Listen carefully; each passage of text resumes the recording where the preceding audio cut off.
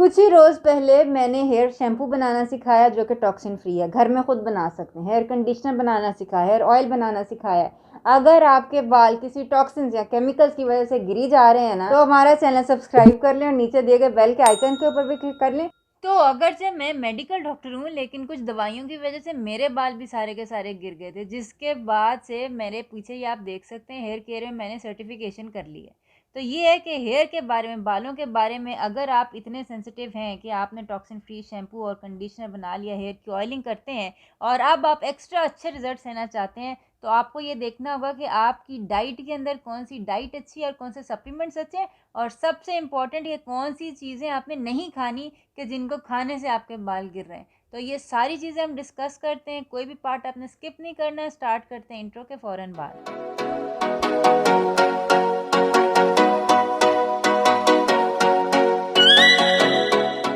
अस्सलाम वालेकुम वरहमतुल्लाहि वबरकातुहू। हीलिंग जामा क्लिनिक से मैं डॉक्टर महमूद हूँ। और कोई भी बात करने से पहले मैं आपको ये बता दूं कि देखें, बाल प्रोटीन होती है, तो सबसे पहली बात तो ये है कि आपकी डाइट के अंदर प्रोटीन बहुत ज़्यादा होनी चाहिए और अच्छी क्वालिटी की प्रोटीन। ठीक है, एक मैं हमेशा बताती हूँ कि आपकी प्रोटीन कंप्लीट प्रोटीन होती है और इनकम्प्लीट प्रोटीन होती है। ये दालें शालें हैं, इन सब चीज़ें ना प्रोटीन होती हैं, लेकिन ये इनकम्प्लीट प्रोटीन होती है। इनकम्प्लीट प्रोटीन का मतलब ये है कि अगर आपका हेयर स्ट्रक्चर है, स्किन, हेयर, जो भी चीज़ें बननी है ना, मसल्स बनने हैं प्रोटीन से, वो बन नहीं पाएंगे क्योंकि चंद एक अमाइनो एसिड्स इन प्रोटीन्स के अंदर कम है। ठीक है, आपको चाहिए कंप्लीट प्रोटीन।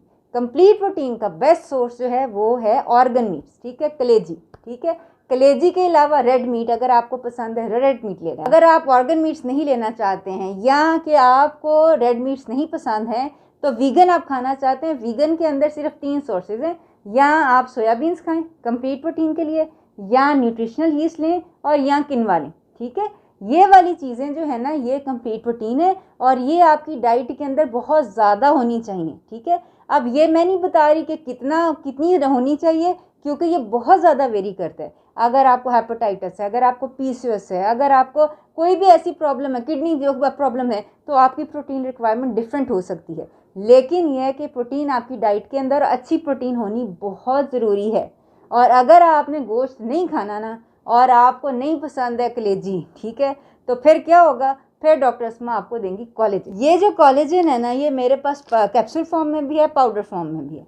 कोलेजन के ऊपर मैं बड़ी बड़ी वीडियोस बना चुकी हूँ। ये कैसे यूज़ कर सकते हैं, खाने में कैसे यूज़ कर सकते हैं, लगाने में कैसे यूज़ कर सकते हैं।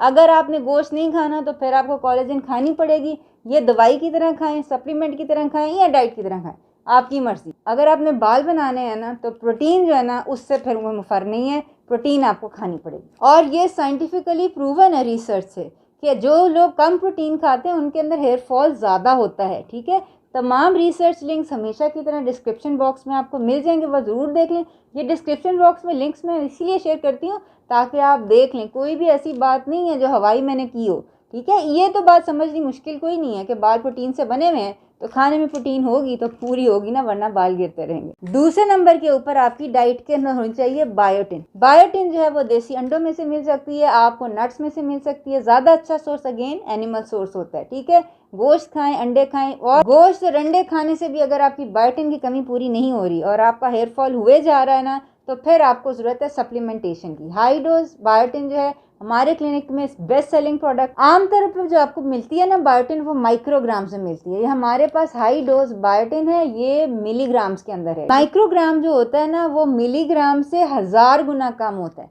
चूँकि ये डोज ज़्यादा होती है, इसलिए इस बायोटिन के साथ बहुत बहुत अच्छे रिजल्ट हैं, वो मैंने देखे हैं। और अगेन ये भी रिसर्च से साबित शुदा है, जो लोग बायोटिन जिनको दिया जाता है ना, उनकी हेयर ग्रोथ ज़्यादा हो जाती है। ठीक हो गई बात। बायोटिन के बाद जो तीसरी इंपॉर्टेंट चीज़ है ना, वो आपकी डाइट के अंदर बेरीज होनी चाहिए। बेरीज के अंदर जो सबसे ज़्यादा अच्छी बेरी है ना, वो है आंवला बेरी। सबसे ज़्यादा हाई विटामिन सी इसका जो कंपोनेंट है ना, सबसे ज़्यादा एंटीऑक्सीडेंट रिच होती हैं बेरीज। आप ब्लूबेरी, स्ट्रॉबेरी, कोई भी बेरीज जो हैं वो खाएं, विटामिन सी रिच होती हैं, एंटीऑक्सीडेंट इसके अंदर बहुत ज़्यादा होते हैं। और एंटीऑक्सीडेंट जो होते हैं ना, वो आपके हेयर फॉलिकल को डैमेज होने से बचा लेते हैं। ठीक हो गई बात। चौथे नंबर के ऊपर जो आपकी डाइट के अंदर होनी चाहिए ना, वो लीफी ग्रीन्स है। लीफी ग्रीन्स जो होते हैं ना, उनके अंदर विटामिन ए होता है, और विटामिन ए जो होता है वो आपकी स्कैल्प जो है ना, उसको मॉइस्चराइज कर देता है। और सारी जो ग्रीन्स हैं, सब्ज़ पत्ते और सब्जियों का बादशाह जो है ना, वो है मोरिंगा। ठीक है। मोरिंगा के ऊपर भी मैं बहुत सारी वीडियोस बना चुकी हूँ कि किस तरह मोरिंगा अपनी डाइट में ऐड कर सकते हैं। डोज कितनी होनी चाहिए मोरिंगा की, देखें अगर तो आपके पास दरख्त है ना, जैसे मेरे पास है, और आपके पास फ्रेश पत्ते हैं, तो 1 कप पत्ते आप ले लें, उसके अंदर आपको जिंक, सेलेनियम, हर किस्म के विटामिन और मिनरल्स जो हैं वो मिल जाएंगे। और अगर आपके पास दरख्त नहीं है और आपने ऐसे पाउडर लिया हुआ है, तो ये जो पाउडर है ना, इसको टी फॉर्म में भी आप यूज़ कर सकते हैं। 1 चमचा आप अपनी रोटी में भी डाल सकते हैं, खा कीटो रोटी है खा नॉर्मल रोटी है।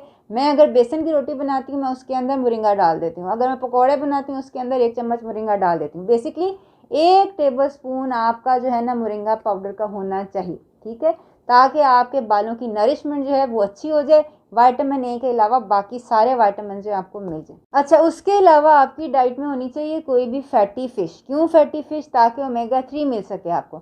Omega 3 anti inflammatory fatty acid होता है। ये रिसर्च हो चुके, खवातीन के ऊपर रिसर्च हुई है। जो खवातीन मछली खाती हैं या मछली का तेल पीती हैं या कोई सप्लीमेंट फॉर्म में लेती हैं, उनका हेयर फॉल एक तो रिड्यूस हो जाता है, दूसरी उनकी हेयर ग्रोथ जो है इम्प्रूव हो जाती है। तो ये एक सप्लीमेंट है।